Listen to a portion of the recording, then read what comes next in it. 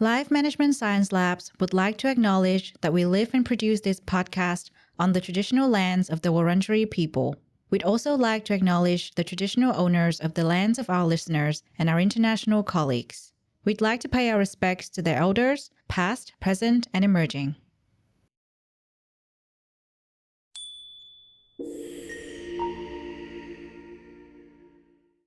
Hello, everyone, and welcome to Sero Boost, the Happiness Science Insights podcast produced by LMSL, the Life Management Science Labs. We're champions of life management science, providing structured insights informed by science and inspired by practice on key aspects of conscious living. Each week, we bring you scientific and practical insights on each element with the expert knowledge of professionals in the field. I'm your host, Lu Ngo, coming to your ears from Naarm, Melbourne, Australia. Let's learn together. Hello and welcome back to the show. Picture a workplace where wellness isn't just a checkbox or a corporate buzzword, but a living, breathing culture where employees are flourishing spiritually and their minds, will, and emotions work in harmony. I personally always believed that flourishing employees make for a flourishing company, inciting innovation and creativity. So in today's episode, we're exploring the idea of reimagining workplace wellness, not through mere physical health or productivity metrics, but the health of the soul. We'll take a look at what soul health does for organizations and how they can move beyond surface level perks like free snacks or gym memberships to foster an environment that truly nurtures the soul of their employees and, by extension, the workplace. And guiding us through this is the founder of a pioneering soul health innovations company, Quantum Sense. She's none other than Pam Buchanan. With over 40 years of experience in corporate America, including pivotal roles at Nasdaq, where she worked closely with tech titans like Elon Musk and Mark Zuckerberg, Pam brings extensive experience to the table. Her background uniquely positions her to understand the evolving corporate landscape and the benefit of putting on an emphasis on a connection to the senses to drive soul health and holistic well-being at work. So welcome to the show, Pam. It's great to have you here. Thank you so much. And thank you for that great introduction. And I'm happy to be here and talk to your audience. Yeah, I'm really stoked to learn more as well. There's not much I do know about soul health, so I'm really excited to learn more from you. But before we begin, why don't you tell us a bit about your background and what sparked your interest in soul health? So, as your intro said, I was in corporate America for over 40 years, and I was always on the cutting edge of new product, new development. And I don't know if I was just born with a curious mind so that I attracted these type of companies. And in essence, I've only worked with two major companies, 20 years at each. And one back in the 80s into the 90s was a mutual fund asset management company. And at that time, that was a newer concept. Now, that's evolved to ETFs and other type of financial vehicles.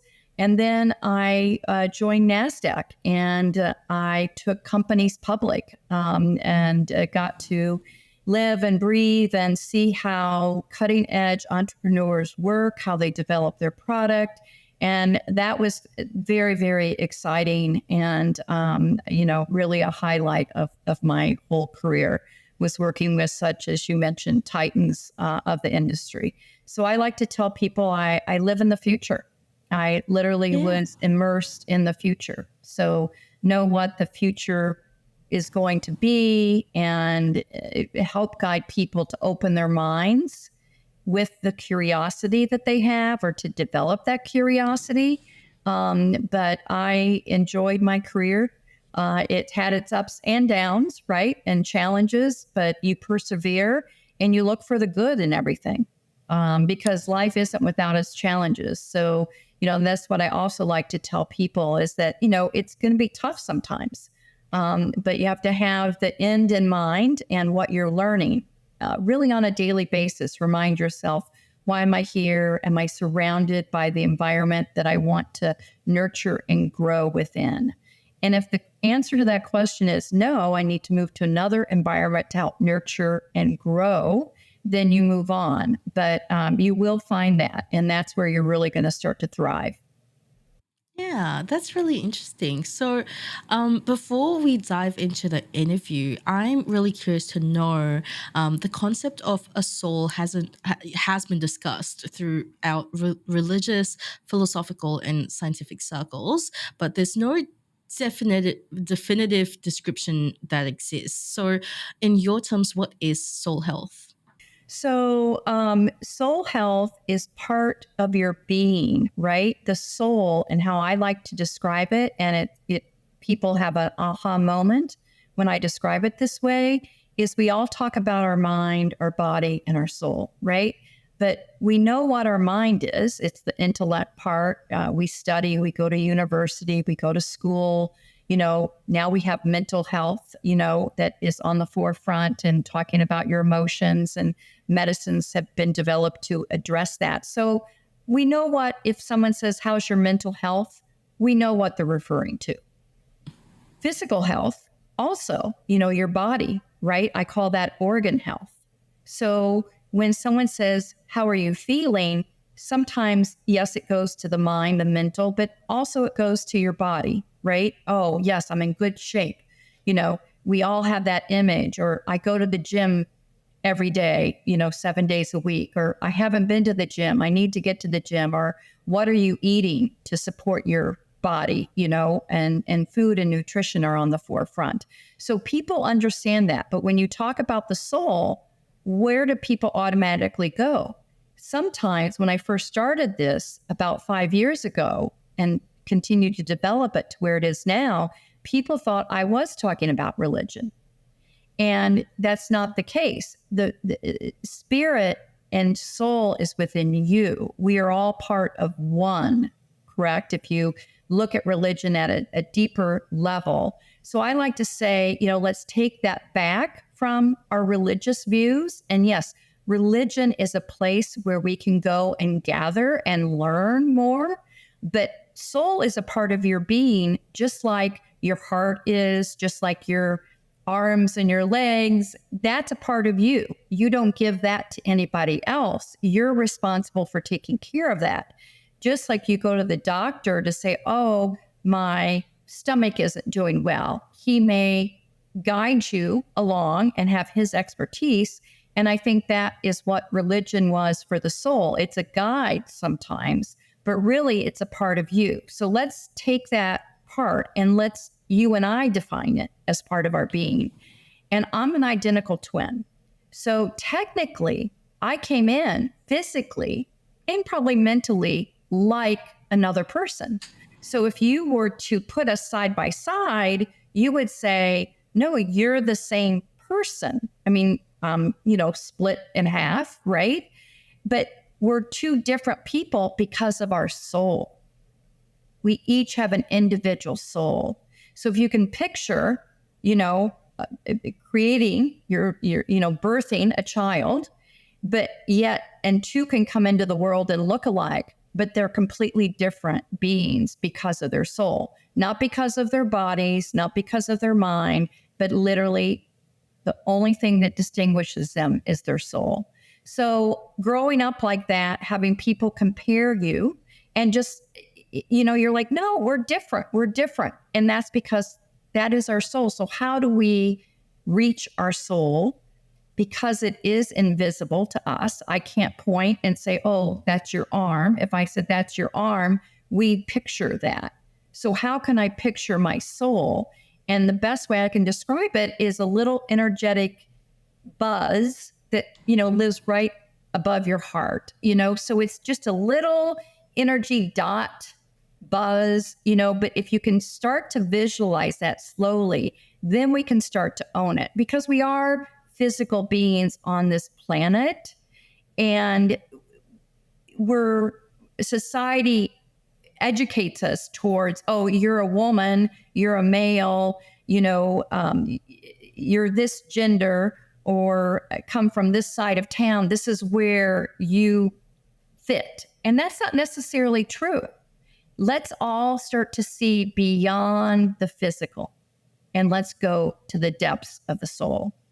So Yeah. I describe soul health as getting to know yourself at a deep level and let's bring it forward so that we can talk about it on a daily basis. Just like how I would say, how are you feeling today?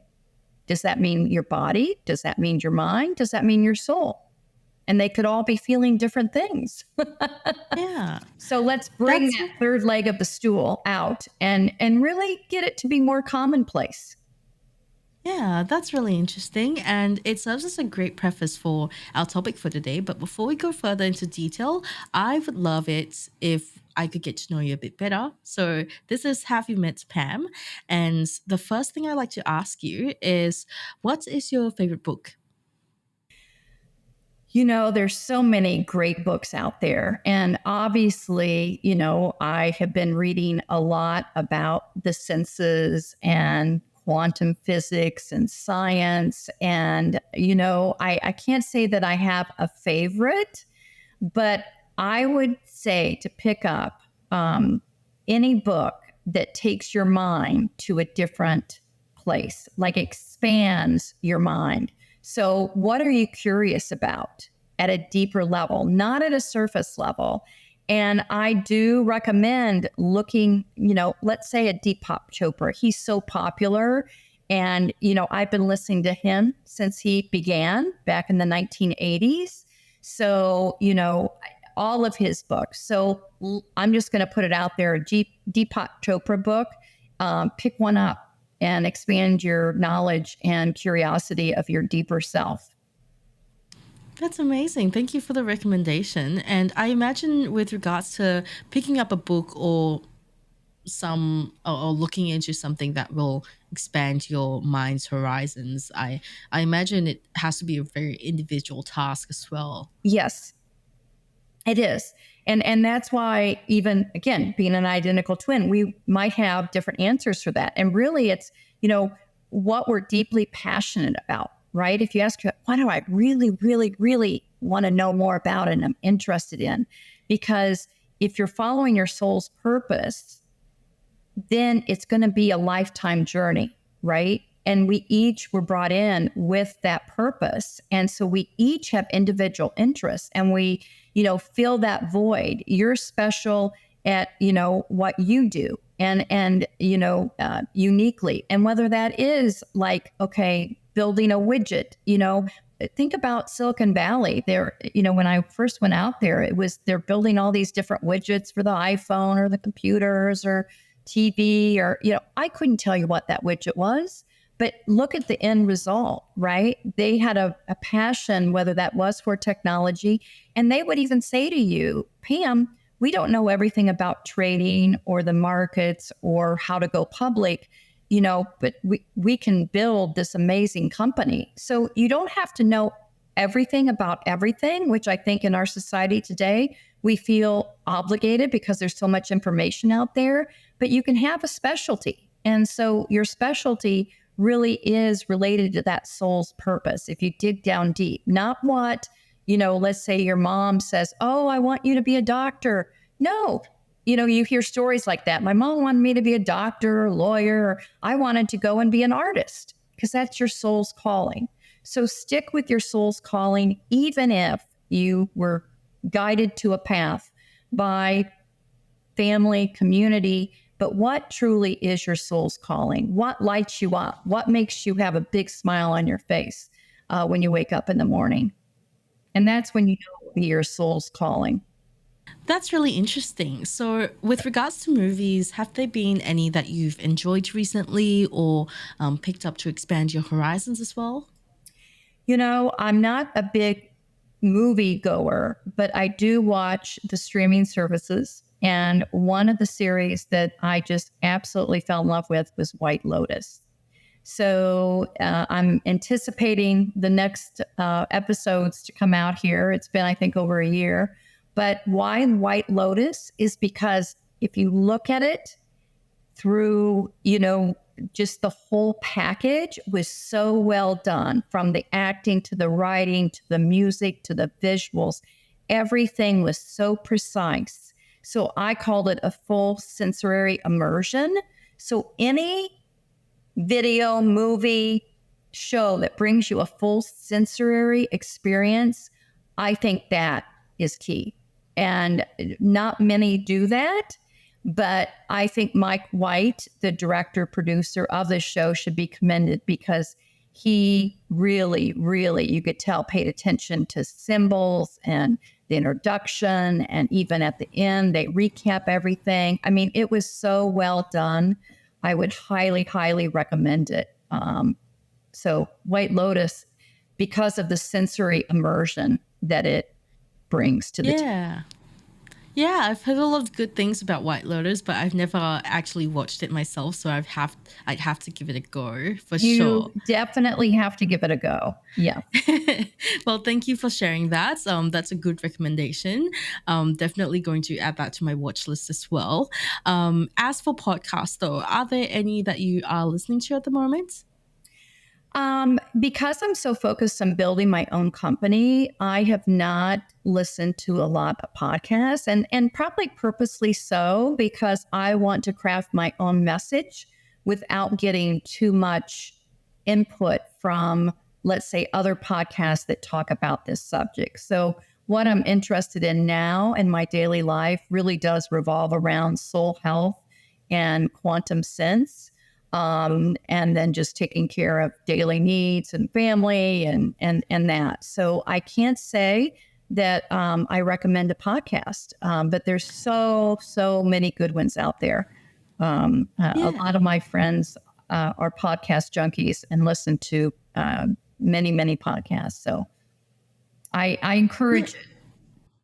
Yeah, that experience definitely resonates with me. I mean, as someone who creates content for the podcast, and I do love listening to podcasts. There are several that I enjoy so much, but I find that I rather err on the side of creating something from scratch, and I just have this fear that if I listen to too many podcasts within the same realm, I'll unintentionally get influenced by it, and inadvertently create something that's already been created without realizing. So yeah, that experience definitely resonates with me. Now, my next question for you is: has there been anyone that you've looked up to in your lifetime, either professionally or personally? Yeah, there are two people. One is my dad. He inspired my company. My first company, and it's still out there, is called Everly James, which is my mom and my dad's name. And it was created out of love and curiosity. But my dad is one of the most curious people I've met in my life. And so he's very inspirational. He's 91 now, and he's still curious about the world. So, I hope to inspire other people to continue to be curious.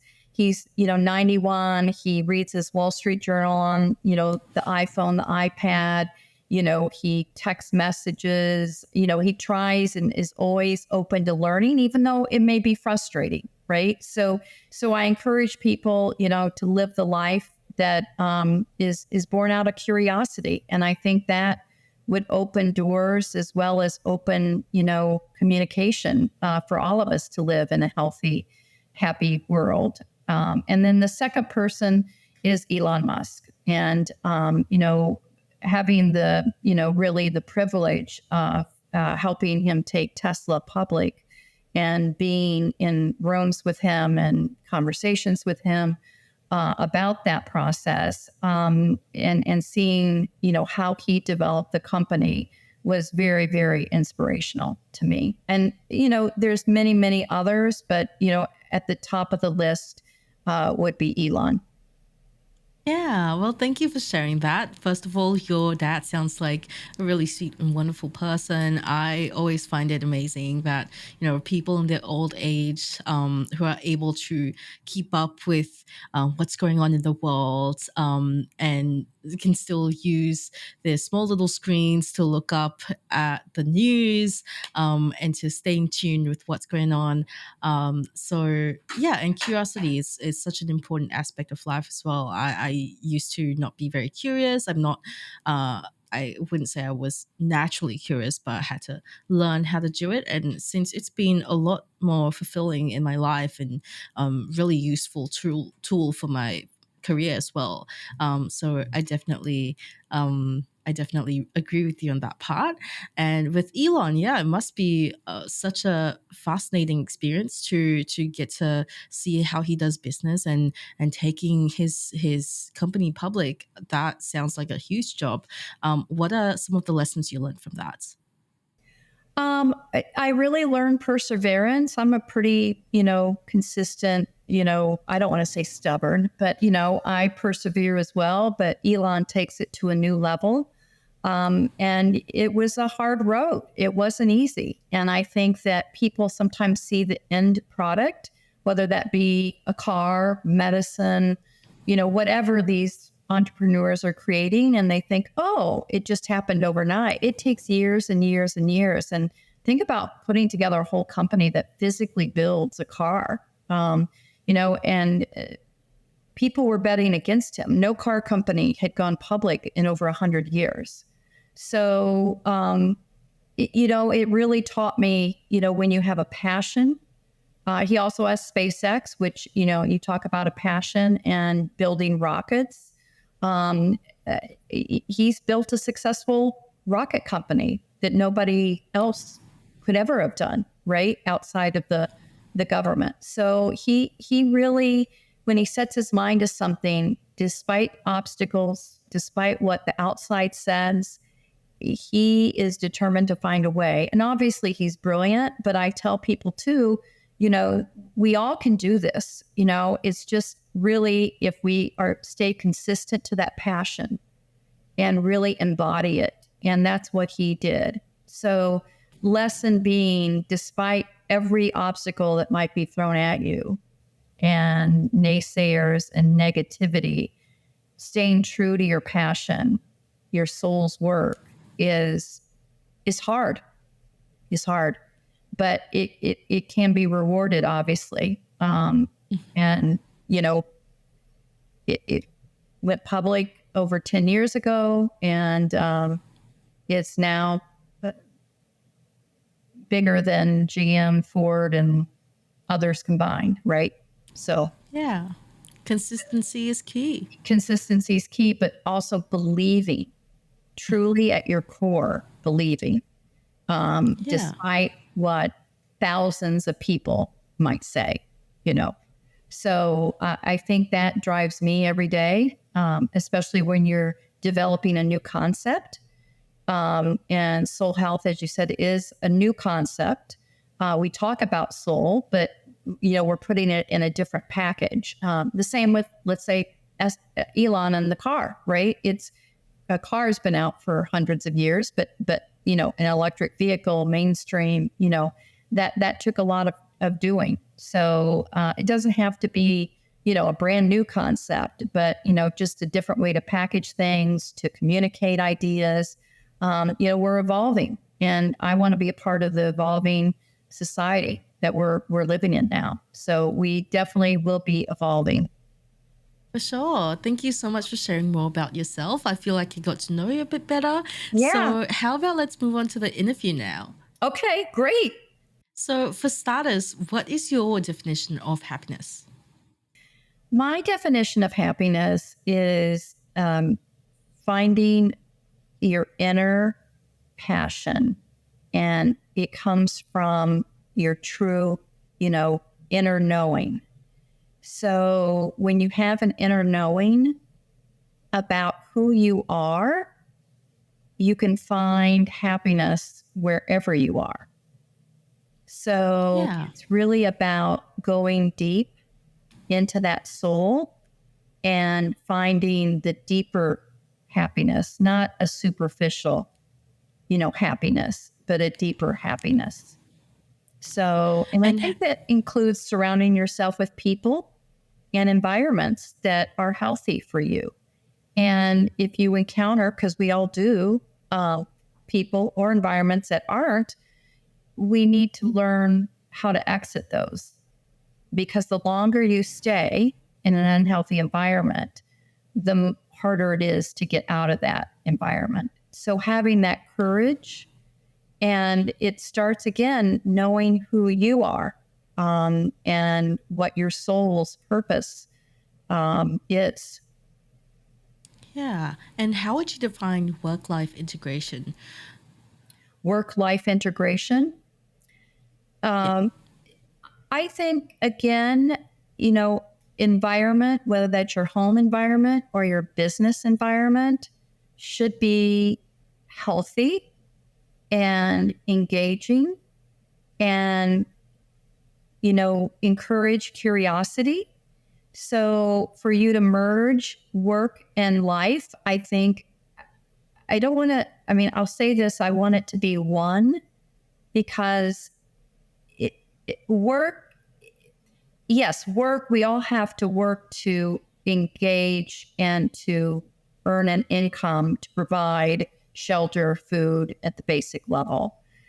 I feel work exposes you to different sets of people, different sets of environment. You're always learning. So outside your familiar community environment, you extend yourself into a workplace that again brings a variety of people to that workplace.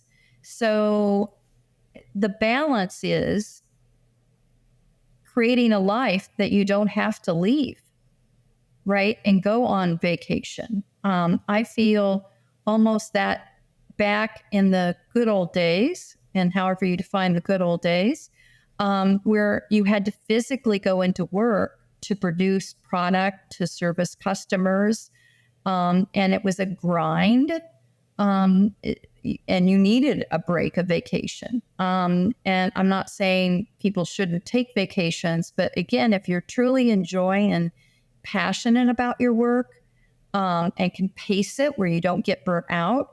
I can't say that I was very good at that. I just kept going. And then that does cause some burnout. So then you have to take a step back. But I think it is hard to find, if you want to call it work-life balance, if you look at it as work and life. Let's look at it as one continuum. And if you look at it that way, and find joy in each of those aspects. And maybe sometimes you're working 90% and life is 10, or vice versa, right? But it's on a continuum. It shouldn't be separated. So again, I'm not saying work 24/7. I'm saying, focus and say, oh, okay, I'm missing my children's concerts because my focus is over here. And I will say I was harder on myself than any of my bosses ever were. And I think if you're self-driven, you're usually that way. And they were always asking me to take vacation. Pam, can you leave the office, please? But when you're enjoying work, you sometimes get caught up into it. So I think you have to be intentful about the balance. Yeah, for sure. Kind of get to the place where, you want to take a vacation, not you need to take a vacation to avoid burnout or to recover from burnout, right? Yeah. Because So a week where would usually you, isn't going to work for recovery from burnout, right? yeah. So then it goes deeper. But if you can kind of focus on making sure that it is a balance, that it's almost like eating, like you want to get your proteins and your veggies and, your starches. And then you realize, oh, I've been eating too many sweets or starches and I better get some protein over here. It's kind of like that, like you eat the meal together, like let's do this work life. Let's just call it life. This is life, and I want to participate in life.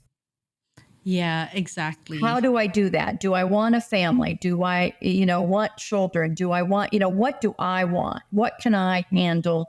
What would bring joy to my life? What kind of work do I want to do? So I think we're in a world today where we get to ask those questions. There's so many opportunities, create them on yourself or they appear before you, but there's a lot of opportunities and we get to live the way we want to, for the most part in this world. Yeah. So where would you say soul health stands in the realm of happiness and work-life integration? I would say it stands at the core of it. It really does. Because we focused on, as I said, physical health. Companies offer gym memberships and, nutrition summits and food in cafeterias, and mental health. I'm going to take a mental health day. That's common knowledge. But, are we really talking about the person's soul? And what does that mean? That means, allowing them to express their creativity, allowing them to, contribute, in ways that they can. Again, we all have certain jobs to do, but if we're allowed an environment where it's productive in terms of the sensory environment, because we all tune into our senses every day, even if we don't think about it, the smells, the sounds. Now they're doing studies on, how smells enhance productivity, on how sound enhances productivity. So I would say soul health really is at the core of that. And let's start simply by the senses. And what are we bringing into the environment? And I call it outside in. What are we bringing into the environment to enhance the productivity of our employees, enhance productivity, not only for the company, obviously, it has goals to meet, but also for the individual. Are they happy? And what can we do with the environment surrounding us to make that happen? Yeah. And what are some common misconceptions you've heard surrounding soul health? Well, the number one is religion. We can't talk about religion. It's kind of like religion and politics. You want to, not, people have, pretty strong opinions about. And so it's separating the soul from that religious conversation. It's about your being. And if you can talk about physical health, if you can talk about mental health or provide resources, let's talk about the soul and helping the soul. And I'm not saying let's provide counsel sessions where, people are asked different types of questions, but encourage the person to look inside themselves. It's not the corporation's responsibility to look at that individual person, but to provide an environment where that individual feels supported and then can go deep into that soul's work and passion. And having definitive, a definitive culture, right? Like a culture that's defined. We want happiness, we want joy, and all the uplifting emotions that we have. And that's part of the culture. And sometimes, we see it written, smile, be happy today on the wall, but then the energy surrounding it is not that, right? So are you really committed to finding the soul within your company and within your employees? And it goes deep. Yeah. And it sounds like introspection and self-reflection are a couple of the key factors that affect one's soul health. But what are the other factors that come into play here? The other factors are really beginning to understand how we're also bodies of energy. So we have an energetic being, and that plays deeply into the soul. So let's start to measure energy, if you will. And this can be a little controversial, but we all vibrate at a certain level, and we all can sense that. So how many times have you gone to a party or a restaurant and you walk in and you're like, oh, I'm all happy. And then the whole mood of the situation is kind of, you feel like, oh, this is heavy, Let's lighten everything up. But how do we tune into that energy, that aura that we all carry within us? So again, just like our physical being and our skin, our organs, what you see on the outside, we also have an energy field that is surrounding us. And so how do you penetrate and make that energy field vibrate at a higher level? And our environment matters. Back in the day, I was in primarily sales for the majority of my career. And the old saying was the sales manager put the top salesperson with the lower producing salesperson in hopes to encourage that lower producing salesperson to move up. Well, guess what happened? The top salesman moved down because the negative molecule is much heavier than the positive. So it takes 9 positives to outweigh 1 negative. So, and that's energetic, that's physics, that's, a known fact that, how we interact with the surrounding environment includes people and includes, static items. It really, depending on our nervous system and what state we're in, it can affect us. And that's why we all think, whether it's in relationships, oh, I'm positive, I'll make him happy and, joyful. Well, again, because it's such a heavy lift, it typically goes the other way. But we're entering, this is the good news, we're entering into a phase where we are becoming lighter. Our energy is becoming more bright and radiating out there. So we really are entering, as I like to say, a new paradigm. And so the skill set that we might have had before isn't going to work. We need to develop a new skill set and enhance the skill sets we may already have, and maybe delete some old skill sets that we thought were productive, and really get in tune with what is the future going to look like for us and what is being developed, whether that's AI, robotics, it's all coming. It's all very exciting. It'll provide all of us new opportunities, but we're going to have to all develop a new skill set and how we approach it and how we look at life and how we enjoy life. So I think, again, soul health is at the core of that.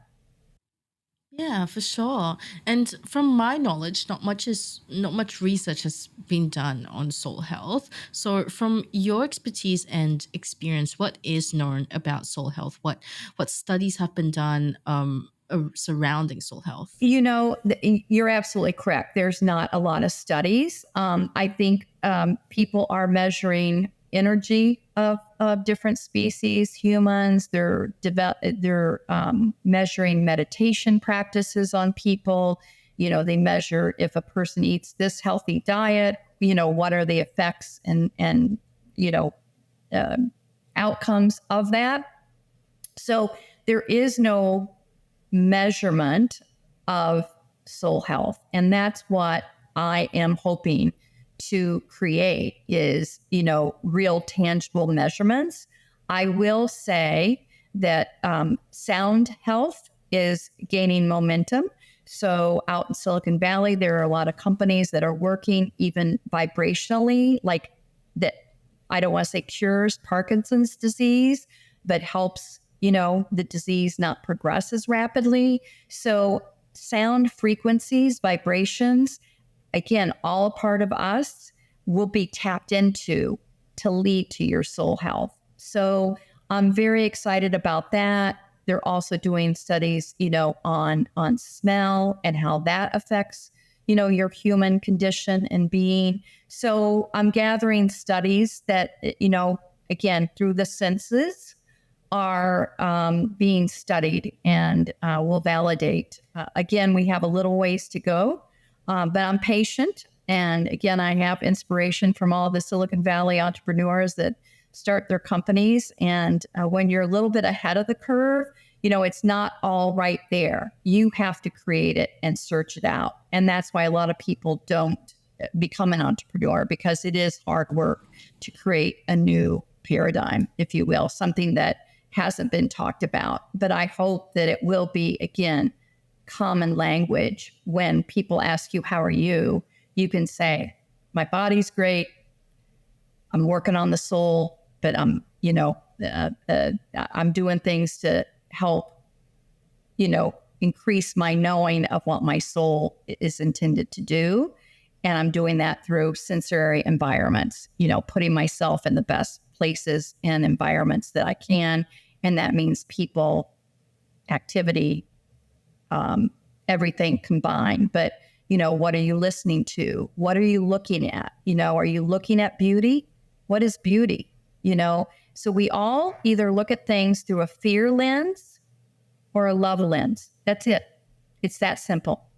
So I say to measure how close you're getting to your soul, how often, and you can measure it hour by hour, day by day, week by week, but how often did you live on the fear side, the angry side, the hate side, the anything you can imagine that's a negative, right? On the fear side. Or how often did you live on the love side, the beauty side, the positive side, the happiness side? And as you look through that lens, you begin to automatically delete the things that aren't working or bring you fear or negativity, because you have a choice. And I think that's what people too should learn, is that, gosh, I have a choice, right? I can react out of my love being or my fear being. And believe me, I practice it every day. We're only human, right? As they say. So it's not like I don't live 100% on the love side. I fluctuate back and forth, but it's catching yourself and say, that was a fear-based interaction. I'm not going to do that anymore. How could I have come about it in a different way? So I think living that way, and again, looking at it as thriving and surviving, although that's overused terms, but we're not survivors anymore. That was ancient history, right? You and I can go out and get food no matter what the income is. It's processed, it's made for us. The grocery store has it. You and I aren't going out to kill a cow today to bring home, meat for the family. We don't have to be in survival mode. So let's flip the switch and let's start living out of thrive. And a lot of people are scared to do that. It's like, oh, what if the other shoe drops? No, let's start living out of thrive. Let's all thrive and uplift our communities. It starts person by person, community by community, country by country, and soon we'll uplift, the world, and we'll be in a different place. Yeah, that's a really interesting perspective, and it sounds like we're talking to an early adopter here, so that's really exciting. But what would you say? Yeah, what would you say is the effect of employees kind of really focusing on the soul health? What would you say that effect would be on the workplace? You have more commitment from that employee, and we need commitment, right? And so longevity, which it costs a lot of money to retrain people and to hire, rehire. So commitment is first and foremost. Obviously, productivity is an overused word. I don't want to focus too much on productivity, but obviously you want output that matches your company's needs and vision, right? So you will increase that. And if you want to call it productivity, we'll call it productivity. And then overall, you have a thriving employee. So, commitment, productivity, and thrive. Yeah, for sure. It's like happy life. Oh no, it's happy wife, happy life, but happy employee, happy. Yes, exactly. Happy employee, happy business. Yes. Yeah, exactly. Yes.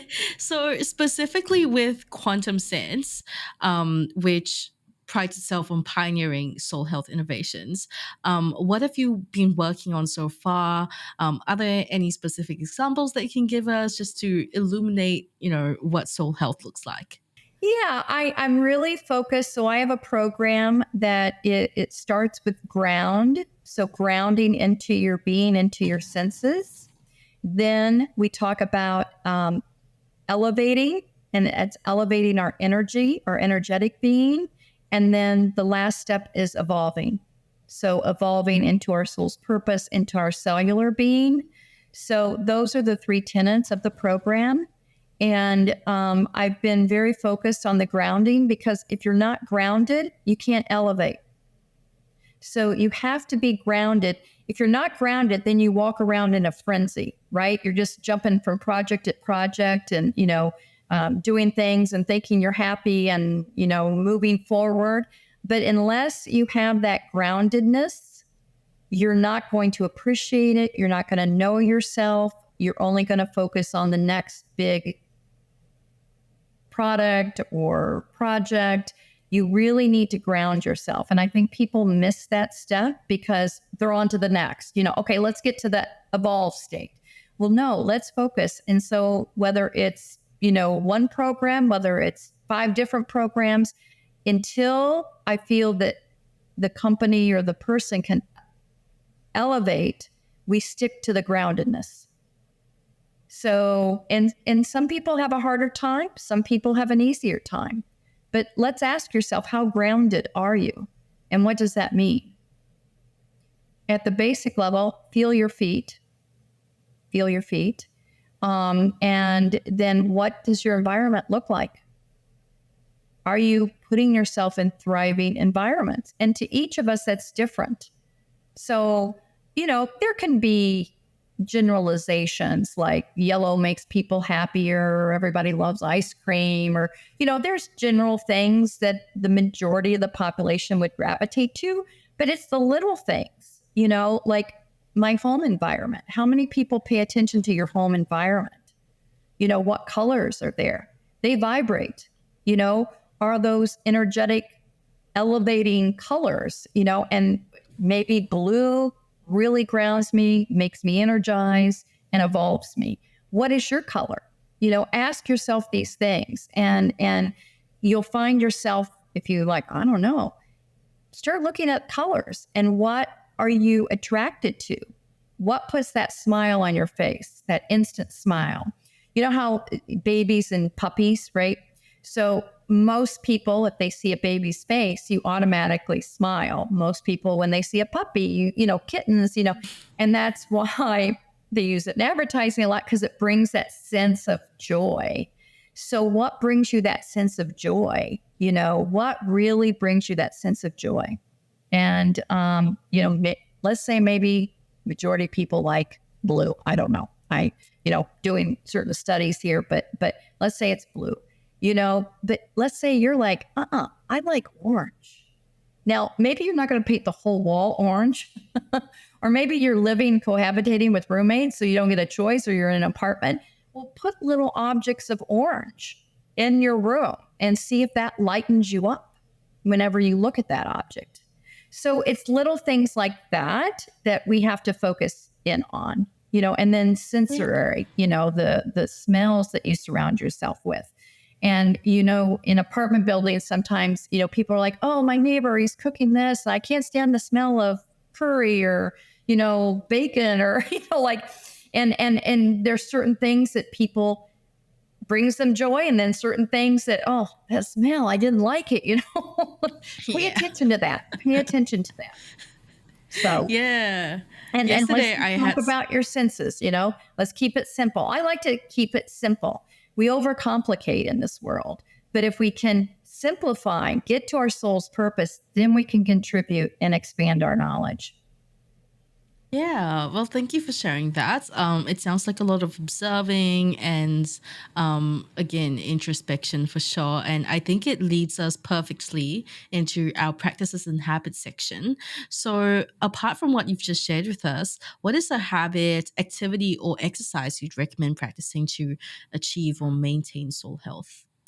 I really think it's looking with intent, like truly intentful living, and stopping and observing, whether that's for 10 seconds or 10 minutes, your surroundings and the energy that you feel from those surroundings. And is it the noise that you're tuning into?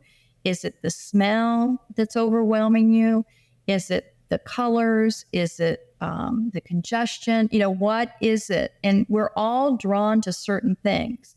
So what are you drawn to? Like, I'm drawn to cities. I love the cities and the lights, the action. And, my twin likes the quiet country life, So again, what really invigorates you. Again, it's not perfect. I mean, traffic isn't anybody's, number one happiness, bringer these days. But Congestion.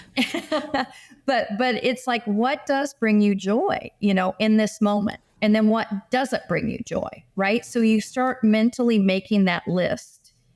If you stop yourself and observe it for a second, and slowly you will be putting together an environment you want to live in, an environment that doesn't bring out the best person in you. Yeah. So that is the habit, and continue to ask yourself these questions. Don't stop asking yourself, not the others. Like, what colors do you like?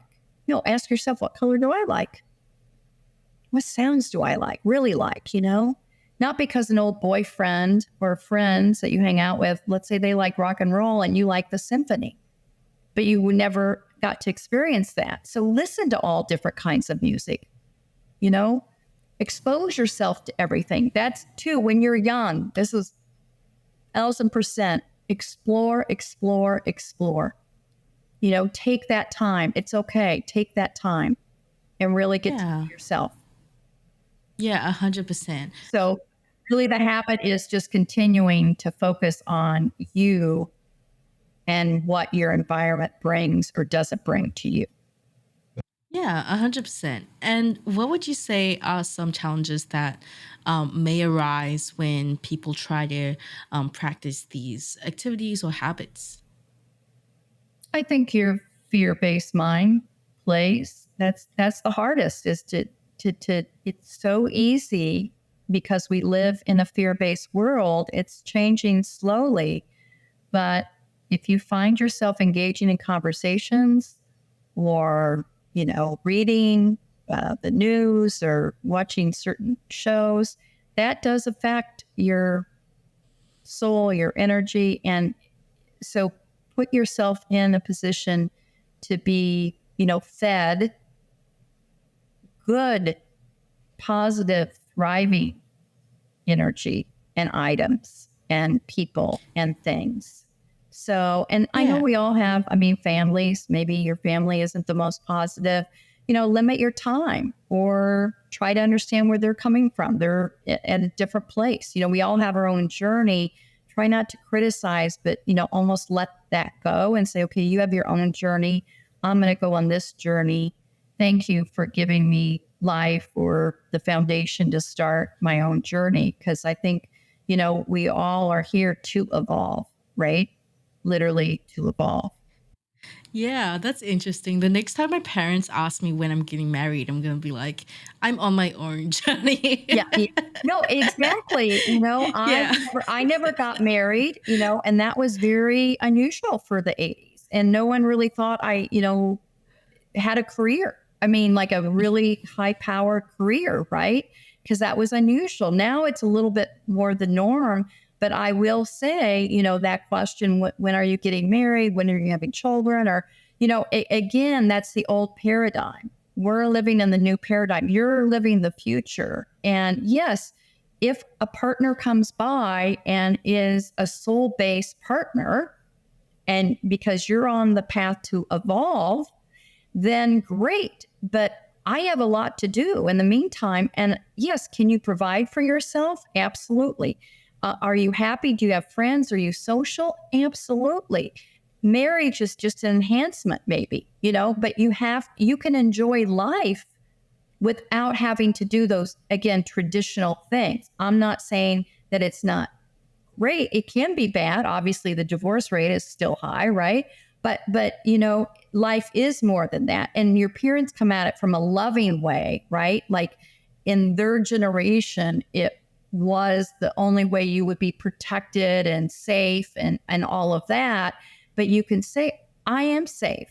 You raised me to have, good common sense, and I can take and make decisions that are healthy for me.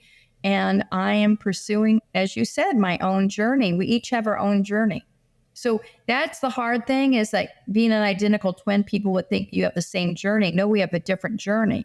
So even a family, like, oh, well, all your siblings are doing this, or, you can't leave this town because, your family business is here. No, we all have our own journey to explore, and hopefully families going forward will encourage that. Yeah. Well, thank you so much for sharing all of your expertise with us. It's been super enlightening and eye opening, and I've thoroughly enjoyed it. Now, let's go into the open mic section. And this is your chance to talk about anything that you are passionate about. And it doesn't have to be related to the topic. So the floor is entirely yours. Please take it away. Thank you so much. I've enjoyed our conversation. And again, thank you so much for having me. I'm really passionate about health and women's health in particular because it hasn't been studied, and, how our hormones affect us and the advances that they're making in women's health today. Because we're all different, and there's so much inside of us that we need to take a look at. And, we can have hormone replacement and thrive well into our 60s or 70s or 80s. It doesn't have to stop at a certain age. And I think, again, a lot of us look at the old paradigm where, you're born, you go to school, you get married, you have family, then, you die as a woman, right? But no, we can, be born, have careers, have families, go back to the career. It's multidimensional, and it's not related to age. So I'm very passionate about all the advances they're making in women's health and the studies that they're doing to understand that. I think there was just a summit that the First Lady, Jill Biden, had quite a few doctors and researchers there to talk about what advancements they're making in women's health.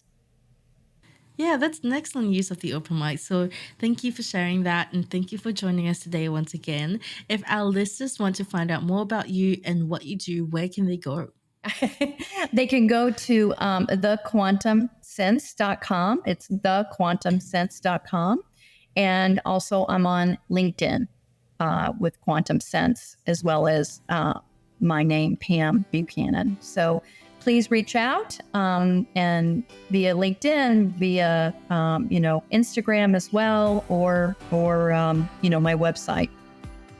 Wonderful. We'll link all of that in the show notes or the description. Thank you once again, Pam, for joining us, and thank you everybody for tuning in. We hope that you found this helpful, and we'll catch you in the next episode. You have been listening to Sero Boost, the Happiness Science Insights podcast produced by the Happiness Science Labs, a division of LMSL, the Life Management Science Labs. More episodes are available from 10 life management perspectives and can be found by searching LMSL on Apple Podcast, Google Podcast, Spotify, YouTube, and other podcasting apps available on your devices.